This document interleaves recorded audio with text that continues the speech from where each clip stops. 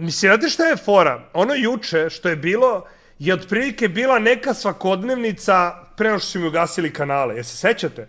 Ja bukvalno pre nego što su mi ugasili kanale, malo je bilo ono, malo su dolazili neki ludaci na live, dolazile kurve, dolazili ovi, dolazili oni. Bilo je stalno nekih ludaka, digitalaca je bilo na live-u, stalno.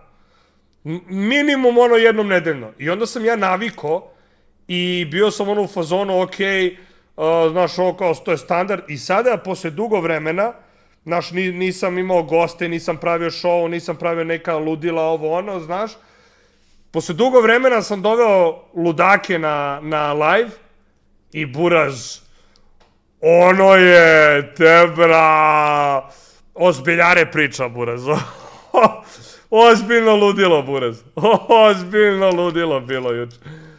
Tako da, ono što planiram jeste da ovakve live-ove praktikujem na Kiku kada pređem da redovno dovodim goste, da redovno pravimo show i da nemam nikakva ograničenja kao što recimo imam na YouTube-u. Ja sad na YouTube-u realno ne mogu nešto preterano da zagrizem, da napravim neki show, da napravim neki content, zato što ja te samo strepim kad će me ugase. Tako da,